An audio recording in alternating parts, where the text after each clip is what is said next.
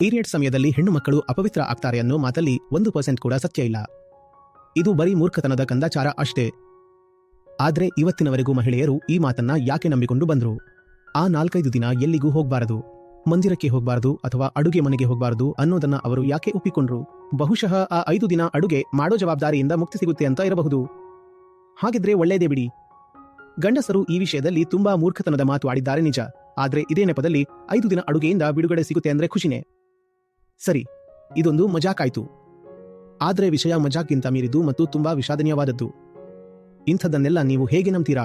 ಮತ್ತೆ ನಿಮ್ಮ ಹೆಣ್ಣುಮಕ್ಕಳ ಮೇಲೆ ಇಂಥ ನಿಯಮಗಳನ್ನ ಹೇಗೆ ಹೇರ್ತೀರಾ? ಕೇವಲ ಕೆಲವು ವಿಷಯಗಳು ಹಳೆಯವು ಅನ್ನೋ ಕಾರಣಕ್ಕೆ ಅದಕ್ಕೆ ಮಹತ್ವ ಇರಲ್ಲ. ಪ್ರತಿಯೊಂದು ಹಳೆಯ ವಿಷಯವೂ ಬೆಲೆ ಬಾಳುವಂತದ್ದೇ ಆಗಿರಬೇಕು ಅಂತೇನೂ ಇಲ್ಲ. ಒಬ್ಬ ಕವಿ ತುಂಬಾ ಚೆನ್ನಾಗಿ ಹೇಳಿದ್ದಾರೆ, ಲೋ ಅತೀತ್ ಸೆ ಉತ್ನಾ ಹಿ ಜಿತ್ನಾ ಪೋಷಕ್ ಹೈ, ಜೀರ್ಣ ಶೀರ್ಣ ಕಾ ಮೋಹ ಮೃತ್ಯು ಕಾ ದ್ಯೋತಕ್ ಹೈ. ಹಳೆಯ ಕಾಲದಲ್ಲಿ ಏನೆಲ್ಲ ಒಳ್ಳೆಯದಿದೆಯೋ ಅದನ್ನ ಖಂಡಿತ ತಗೊಳ್ಳಿ. ಆದ್ರೆ ಹಳೆಯ ಕಾಲದ ಎಲ್ಲವೂ ಒಳ್ಳೆಯದೇ ಆಗಿರುತ್ತೆ ಅಂತೇನಿಲ್ಲ.